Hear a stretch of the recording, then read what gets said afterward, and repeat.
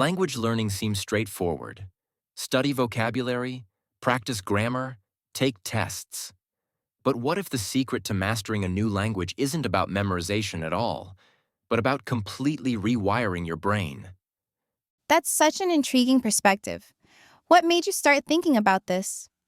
Well, I came across this fascinating case study from Vietnam, where two students had drastically different English test results.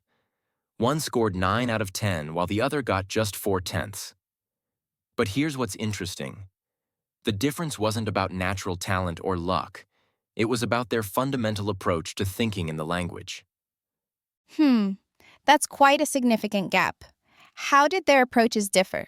The successful student, Lily, developed this remarkable 5-step system that completely bypasses the traditional translation method. Instead of converting every thought from Vietnamese to English, she created direct neural pathways for English thinking, starting with simple object naming and building up to complete thoughts. That reminds me of recent neurolinguistic research showing how language acquisition actually creates new neural networks. Did they discuss the science behind this approach?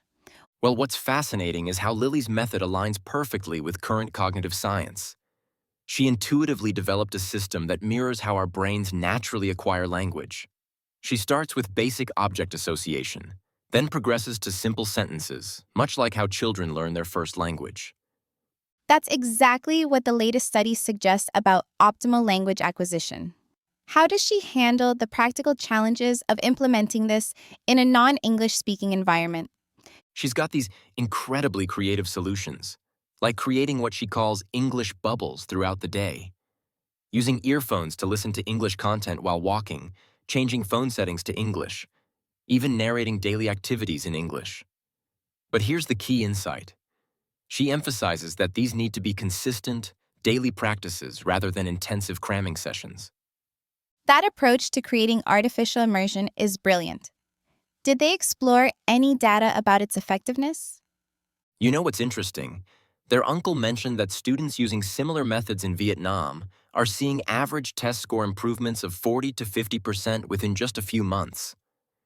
But beyond test scores, they're also reporting much higher confidence in real-world English interactions. Those are impressive results. How do they suggest maintaining motivation through the inevitable plateaus? Lily has this great perspective on motivation. She ties language learning directly to tangible outcomes. She talks about Vietnamese professionals who've doubled their income through English fluency and how English proficiency opens doors to international opportunities. She even uses travel as motivation, promising her friend Will a trip to Thailand once he improves. That connection to real-world outcomes must be powerful. What specific tools or resources did they recommend? Here's where it gets really practical. They suggest using TED Talks with English subtitles, but watching in 30-second chunks and repeating until natural. They also recommend keeping an English diary and using language exchange apps.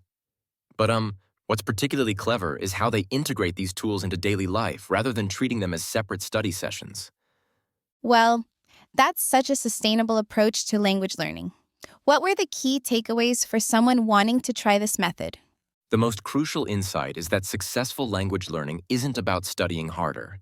It's about studying differently. Start with basic object naming, progress to simple sentences, create daily English moments, and most importantly, stop translating in your head.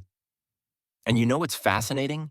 This approach has shown particular success in Asian countries where the native language structure is very different from English. That's really transformative thinking about language acquisition. What future implications do you see from this approach? Looking ahead, this could revolutionize how we teach languages in schools.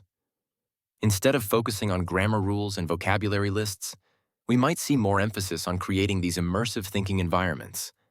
And with the rise of remote work, the ability to think directly in English could become an even more crucial economic skill. So, what you're saying is that it's not just about learning a language, it's about rewiring our brains for a more connected world? Exactly. And that's what makes this so powerful. It's not just about passing tests or getting better grades. It's about fundamentally changing how we process and interact with language. In today's global economy, that kind of cognitive flexibility isn't just helpful, It's becoming essential for success.